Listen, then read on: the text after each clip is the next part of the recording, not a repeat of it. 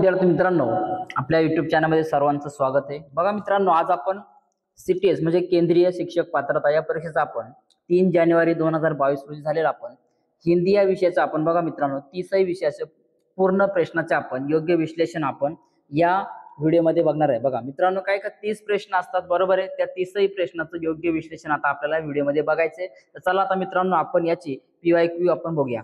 बघा काय आता हिंदी विषय बघते म्हणून आपण डायरेक्टली हिंदीकडे आलोय। बघा याच्यामध्ये तुमची लँग्वेज 1 किंवा लँग्वेज 2 तुमच्या याच्यावरती असू शकते। बघा मित्रांनो, बघा आता याच्यामध्ये बघा 91वा प्रश्न दिलाय।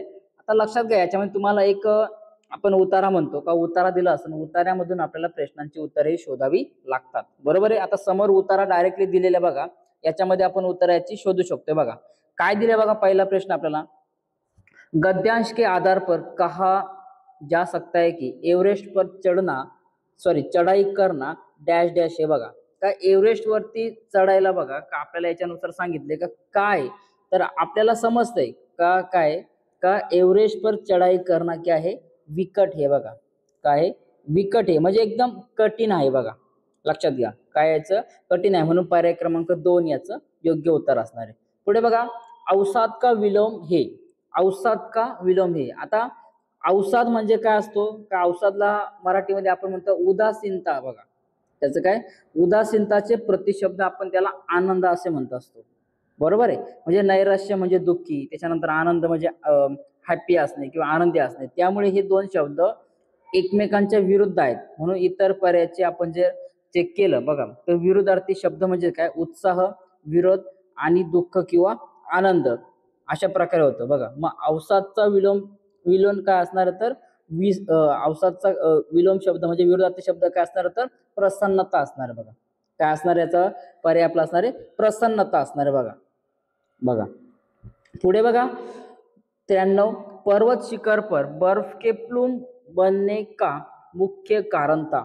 बघा काय का पर्वत शिखर पर बर्फ के प्लूम बनने का कारण क्या था। बघा ये पर्वत की ऊपरी सतह पर होते हैं, अजिबात नहीं है, बरोबर। काय आध्यात्मिक तीव्र हवाओं का चलना था, ऍब्सोल्युटली राईट आहे। कारण पर्वत शिखरावरती बर्फाचे तुकडे तयार होण्याचे मुख्य कारण म्हणजे काय, अत्यंत जोरदार वारे, काय एकदम जोरात असणारे वारे।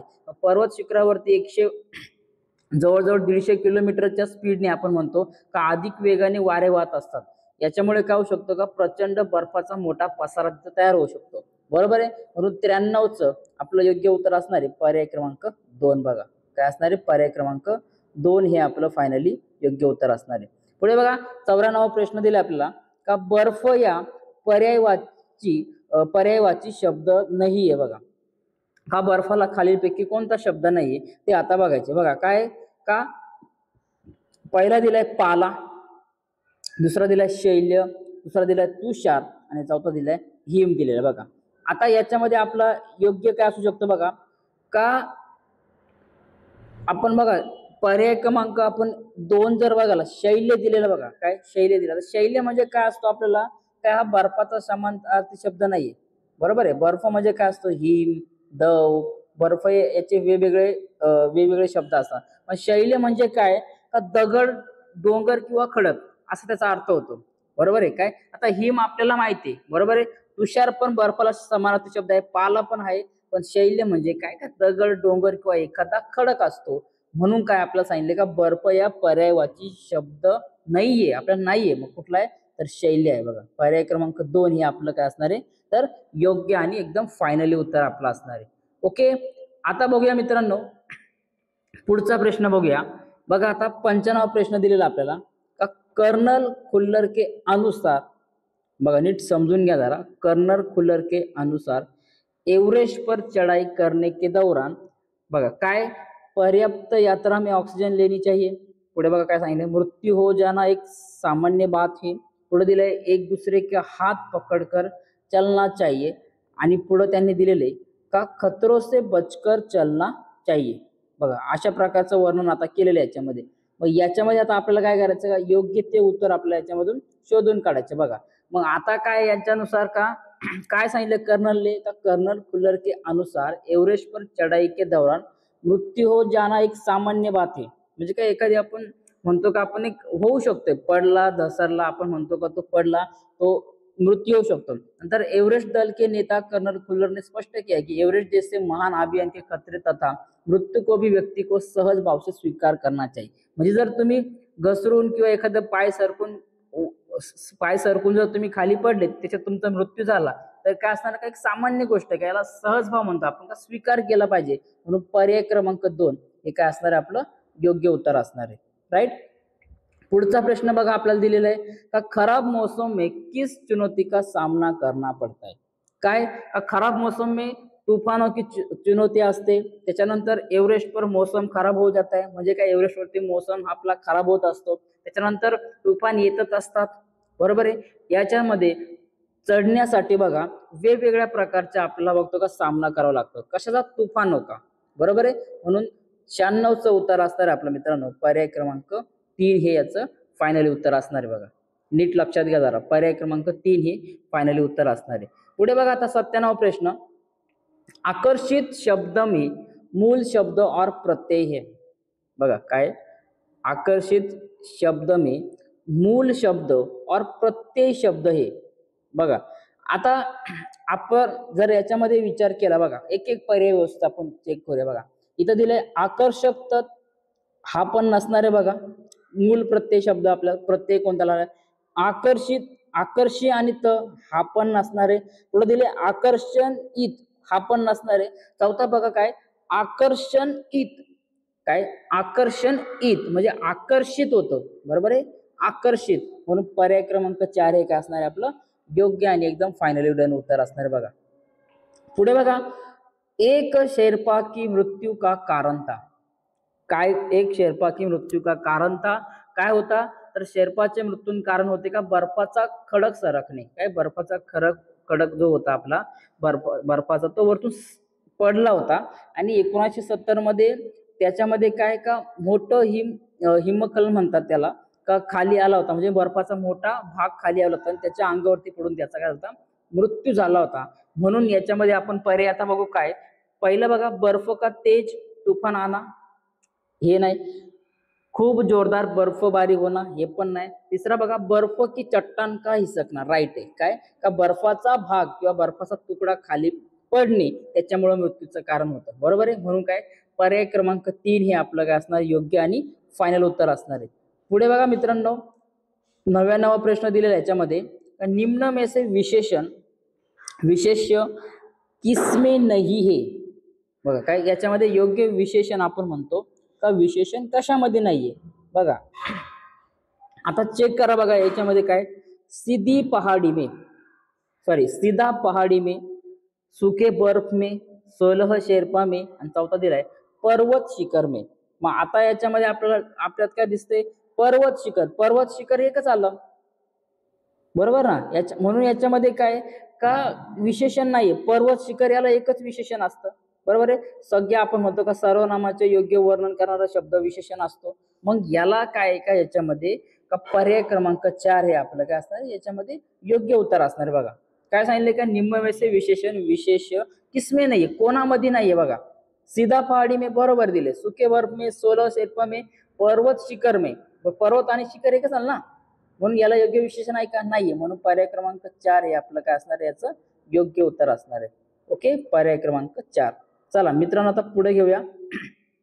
पुढे बघा आपल्याला कविता दिलेली, बघा बाधाएं आती है आए, धीरे प्रलय की घोर घटाए, पाँव के नीचे अंगारे, सिर पर बरसे यदि ज्वालाएं, निज हाथों में हंसते हंसते आग लगाकर जलना होगा, कदम मिलाकर चलना होगा, हास्य रुदन में तूफानों में, अगर असंख्य बलिदानों में, उद्यानों में, वीरानों में, अपमानों में, सम्मानों में, अनंत मस्तक उभरा सीना, पीड़ाओं में पलना होगा, कदम मिलाकर चलना होगा। बघा अशा प्रकारची कविता दिलेली।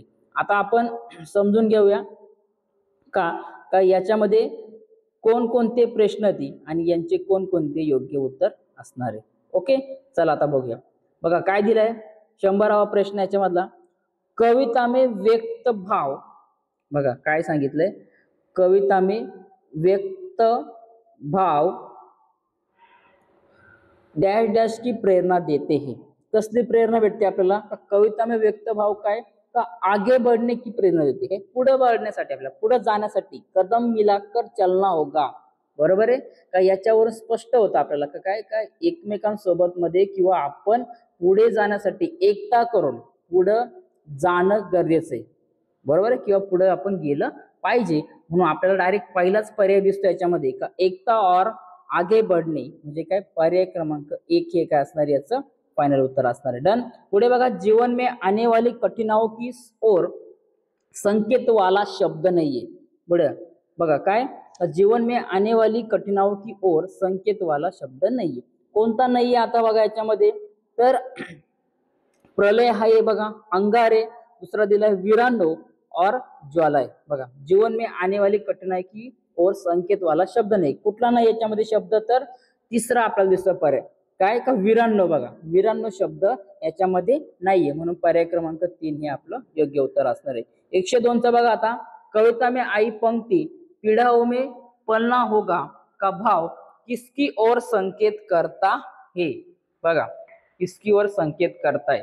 मग आता याच्यातले एक एक पर्याय बघा काय सांगितले, जीवन की गंभीर समस्या की ओर, कभी न समाप्त होने वाली समस्या की ओर, समस्याओं में भी निरंतर कार्य करने की ओर, समस्याओं से होने वाली पीड़ाओं की ओर. मग आता याच्यात काय आपल्याला काय माहितीये का याच्यामधलं का, कवितेत वेदनेत वाढावे लागेल या ओळीचा अर्थ आपल्याला स्पष्ट केलेला आहे काय का, जीवनात येणाऱ्या अडचणीला तोंड देत सतत काम करण्याचा संदेश आपल्याला दिलेला आहे.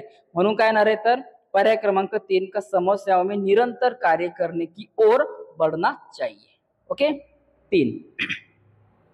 पुढे बघा, 103 सांगितलंय, समस्थिती में रहने की प्रेरणा देने वाला अंश. कोणता अंश आहे का, जो भाग एखाद्याला समानतेत राहण्याची प्रेरणा देतो, तो अपमान सन्मानामध्ये आहे, अपमान असो वा सन्मान असो, प्रत्येक परिस्थितीमध्ये समान राहण्याची प्रेरणा दिली जाते. मग तो कोणता असतो का, अपमानोमे आणि सम्मानोमे.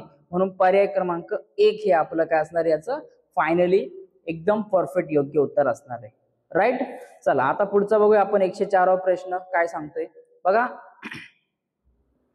पद्यांश के आधार पर कहा जा सकता है कि. बघा काय, पद्यांश की आधार पर कहा जा सकता है कि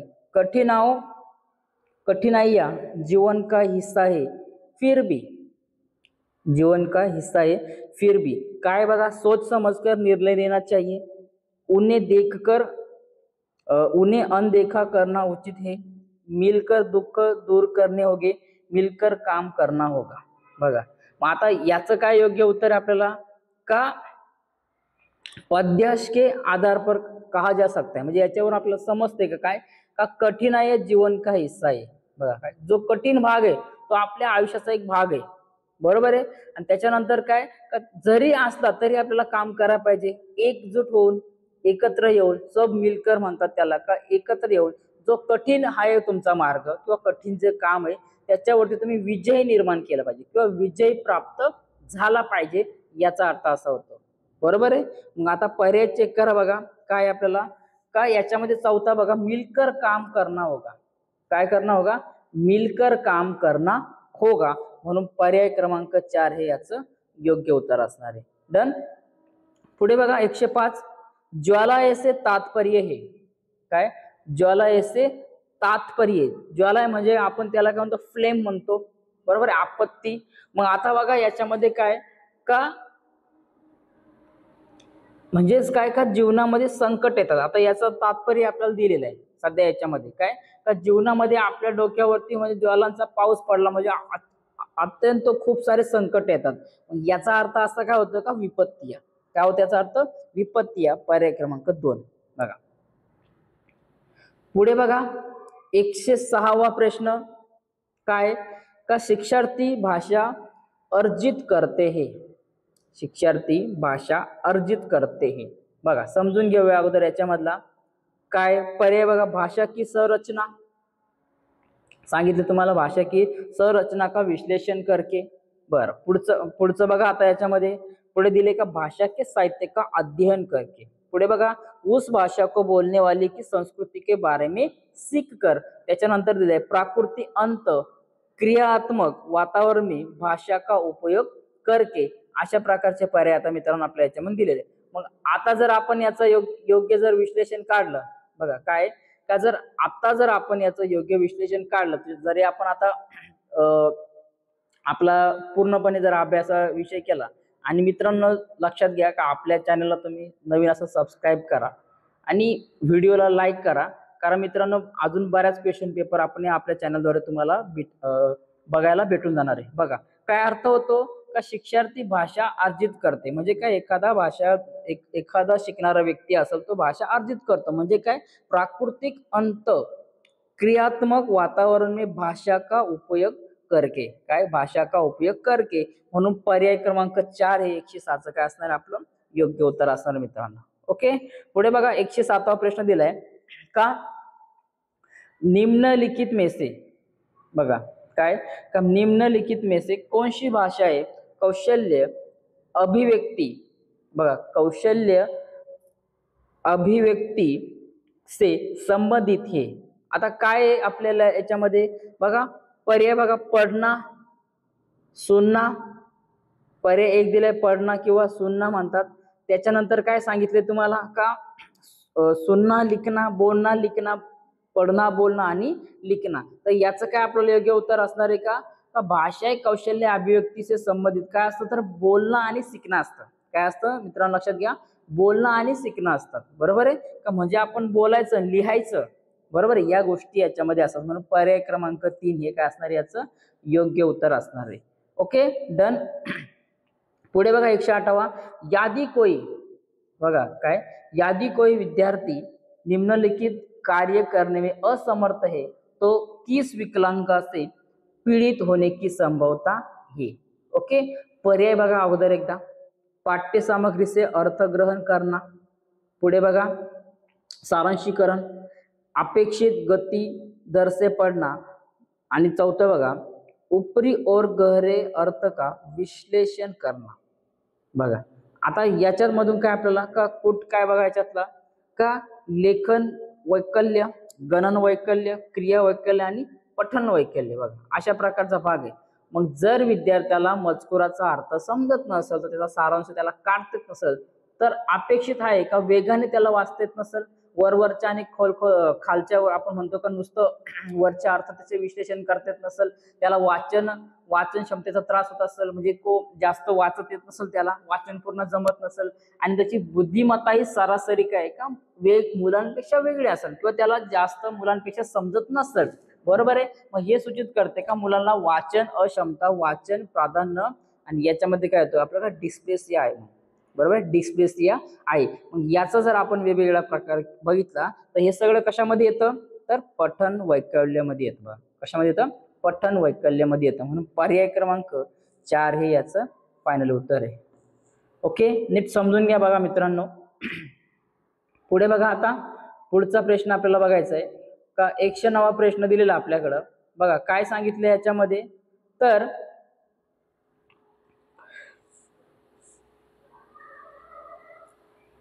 बघा अधिकथन ए भाषा का कार्यात्मक मॉडल संप्रेषणात्मक क्षमता की अवधारणा से जुड़ा है. याच्यामध्ये बघा कथन दिले ए, नंतर तर्क दिलेले आर. बघा भाषा कार्यात्मक अर्थों की अभिव्यक्ति और वास्तविक दुनिया की गतिविधियों को करने का एक माध्यम हे. बघा आता याच्यामध्ये जर नीट आपण ऑब्झर्वेशन केलं, जर आपण नीट याच्यामध्ये बघितलं आपल्याला काय का ए आणि आर हे काय दोन्ही पण बरोबर आहे, बरोबर आहे, ए आणि आर हे दोन्ही पण बरोबर आहे. पण याच्यात जर आपण बघितलं का जो आर दिलेला पर्याय ना, बघ काय का आर दिलेला पर्याय जो आहे तो काय करतो ए ची आपल्याला योग्य व्याख्या करते. बघा काय करतो ए ची व्याख्या करते भाषा कार्यात्मक अर्थों की अभिव्यक्ति वास्तविक दुनिया की गतिविधियों को करने का एक माध्यम आहे, बरोबर ना. म्हणून काय का आपला पर्याय क्रमांक 1 असणार आहे. बघा काय ए और दोनों सही है परंतु आर ए की सही व्याख्या है, राइट.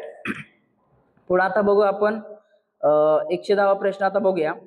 निम्नलिखित में से कौन सी एक विषय उन्मुख लेखन शैली है जो किसी मुद्दे विषय पर प्रकाश डालने का प्रयास करती है. कोणती वर्णनात्मक लेखन असतं याच्यामध्ये, कुठलं असतं वर्णनात्मक लेखन असतं. बघा वर्णनात्मक लेखन पर्याय क्रमांक 1. 111 बघा इनमें से किसी भाषा शिक्षण परंपरा के अंतर्गत मानवतावादी दृष्टिकोण के उदाहरण के रूप में अद्भुत किया गया हे कोणता आहे तर त्याला आपण तो सामुदायिक भाषा अधिगम. कुठला असतो? सामुदायिक भाषा अभिगम म्हणून अधिगम म्हणून पर्याय क्रमांक 4 याचं फायनल उत्तर बघा.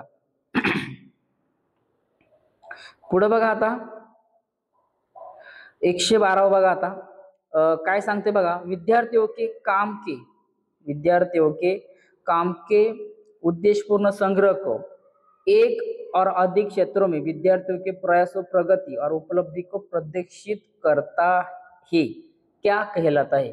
बघा याला काय म्हणतात तर याला पोर्टफोलिओ असे म्हणतात. बघा काय म्हणतात मित्रांनो, याला पोर्टफोलिओ असे म्हणतात. का याच्यामध्ये विद्यार्थ्यांच्या शैक्षणिक प्रगती असते का त्यांच्या वेगवेगळ्या क्षेत्रात किती त्यांना आपण प्राप्ती झाली म्हणतो का वेगवेगळ्या क्षेत्रात त्यांचं किती कामकाज चालू किंवा किती प्रगती केली त्याला काय म्हणतात? पोर्टफोलिओ असे म्हणतात. म्हणून 112चं उत्तर असणार आहे पर्याय क्रमांक 2 असणार आहे. ओके पुढे बघा. भाषा कक्षा के लिए गतिविधियां तैयार करते समय एक शिक्षक को निम्नलिखित में से किस पर विचार करना चाहिए. पहला दिला है गतिविधियां जिनमें सार्थक अंतःक्रिया सम्मिलित है. दूसरा दिला है गतिविधियों को वास्तविक दुनिया के कार्यों से मिलती जुलती है. बघा तर काय का दोन्ही बरोबर आहे. गतिविधियों को जिनमें सार्थक अंतःक्रिया सम्मिलित है बरोबर आहे ना, बरोबर आहे. गतिविधियों को वास्तविक दुनिया के कार्यों से मिलती जुलती है बरोबर आहे. पण म्हणजे काय पर्याय क्रमांक आपलं बघा का ए आणि बी कुठं बरोबर दिसतंय तर पर्याय क्रमांक 3 दिसतंय. काय दिसतंय आपल्याला? ए और बी दोनों सही है. राइट. पुढे बघा. राष्ट्रीय शिक्षा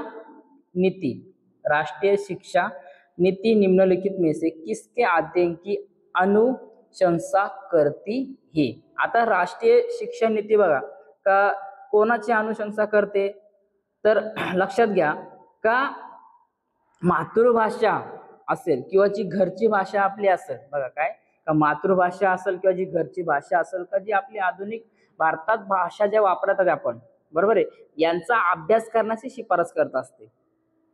काय यांचा अभ्यास करायची आपल्याला शिफारस करत असते. मग याच्यामध्ये आपल्या संस्कृत भाषा असतील किंवा शास्त्रीय भाषा असतील किंवा त्या वेगवेगळ्या बाहेरील भाषा असतात आपण त्याला विदेशी भाषा म्हणतो या देखील याच्यामध्ये असतात. बरोबर आहे. म्हणून आपण बघितलं तर याच्यामध्ये आपल्याला पर्याय क्रमांक 2 हे आपलं काय असणार तर योग्य उत्तर असणार. बघा पुढे बघा. शिक्षिका कक्षा में एक गतिविधि आयोजित करती है. विद्यार्थियों को गोल घेरे में बैठने के लिए कहा जाता है. वह कहानी शुरू करती. एक बार राजस्थान के छोटे से शहर में एक बहादुर लड़की थी. उसका नाम रिया था. गोल दायरे में बैठे प्रत्येक विद्यार्थी से एक एक कर सार्थक क्या बोलकर कहानी पूरा करने के लिए कहा जाता है. यह गतिविधि किसका उदाहरण है. बघा बघा काय सांगितलं आपल्याला. काय थोडक्यात हा प्रश्न समजून घ्या. अगोदर हा प्रश्न समजून घेणं जरा गरजेचं आहे. बघा काय का शिक्षिकाद्वारे आयोजित केली. बघा आता काय केलं आयोजित. त्यांनी एखादा उपक्रम शाळेमध्ये त्यांनी नोंदवला होता.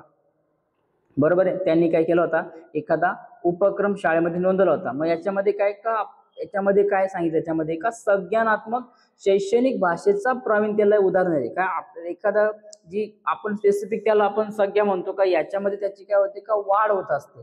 बरोबर आहे. काय होते वाढ होत असते जी आपण BICS च्या विरुद्ध औपचारिक शैक्षणिक शिक्षणाच्या संदर्भात भेटते. बरोबर आहे. मग याला काय म्हणतात का संज्ञात्मक अकॅडमिक आपण भाषा प्रवीणता म्हणतो. बरोबर आहे. म्हणून पर्याय क्रमांक काय असणार याचं तर 2 हे योग्य उत्तर असणार आहे. बघा पुढे बघा.